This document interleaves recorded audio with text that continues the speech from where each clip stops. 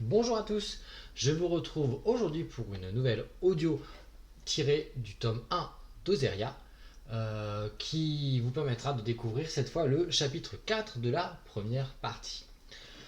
Alors pour rappel, nous sommes toujours sur Ephad, l'île consacrée à Aninis, île que Karl et Hannes doivent explorer afin de découvrir la puissance lunaire censée permettre à Karl de calmer les dieux de son monde.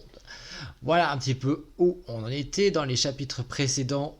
Karl et Agnès ont commencé un petit peu à explorer la capitale de l'île, Vélum, et puis ils sont un peu écartés de cet endroit pour parcourir les montagnes environnantes qui s'appellent les Stones. Ils ont commencé à prendre un petit peu de hauteur et nous en sommes là dans notre histoire. Voilà pour le petit récapitulatif introductif de ce chapitre 4 que je vais maintenant vous dévoiler. Vous êtes prêts? On y va? C'est parti. Alors qu'Agnès et Karl s'approchaient des sommets des Stones, un jeune homme sauta du haut d'une corniche et retomba avec souplesse sur le sentier rocailleux. Surpris par une telle apparition, Karl esquissa un pas en arrière pour mieux se rendre compte de la situation.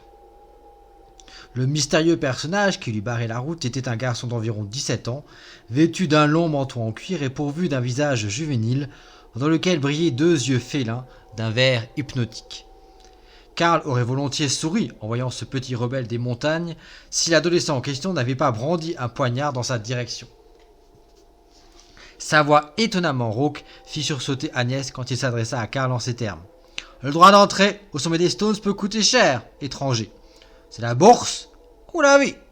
À toi de choisir. » Interloqué par l'insolence de ce jeune brigand qui tendait la main pour obtenir la dîme qu'il s'imaginait pouvoir percevoir, Karl hésita un instant quant à l'attitude à adopter. Le roi de Kagas avait déjà payé le rustique fiancé d'Electre. Il ne pouvait pas se permettre de vider sa bourse dès qu'un habitant d'Ephad lui demandait. « La bourse ou la vie ?» répéta le voleur d'un air menaçant. Cela ennuyait Karl de s'attaquer à un garçon si jeune et il s'efforça de garder son sang-froid. Il espérait encore ne pas avoir à dégainer son épée pour se défaire de l'insolent quand, soudain, une abeille monstrueuse fondit sur eux et pointa un dard vénéneux sur le jeune brigand qui ne l'avait pas vu venir.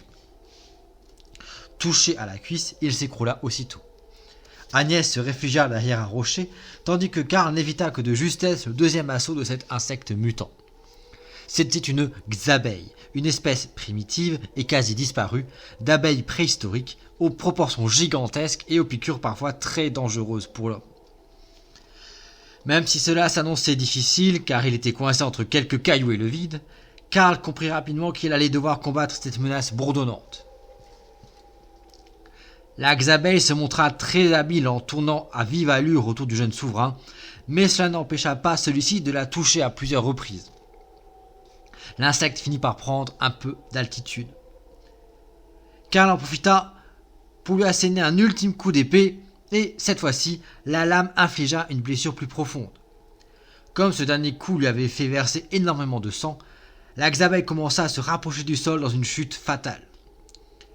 Au passage, la maudite bestiole parvint à effleurer sa proie. Elle ne réussit toutefois pas à enfoncer son dard vénéneux dans la peau de Karl.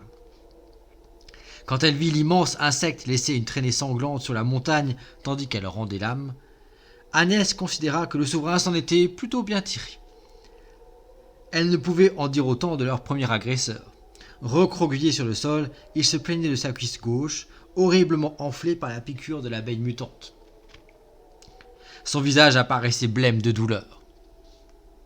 Pris de pitié, Karl donna un coup de pied au cadavre de la xabeille afin qu'elle roulât dans le vide pour dégager la voie.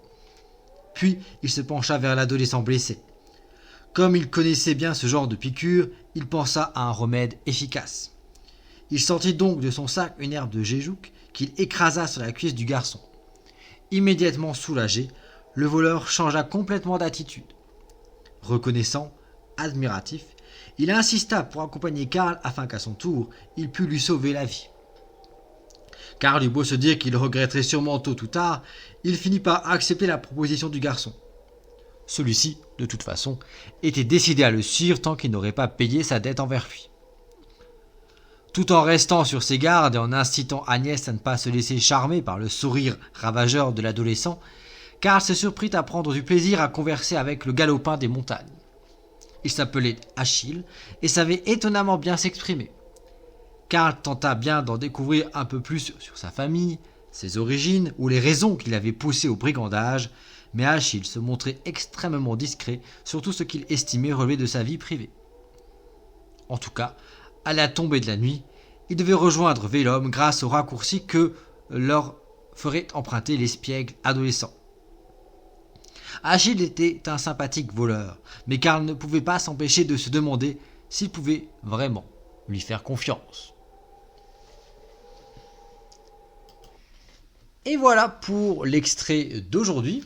Comme d'habitude, j'espère qu'il vous aura fait passer un agréable moment et je vous dis à bientôt pour de nouvelles aventures dans le monde fabuleux d'Oséria.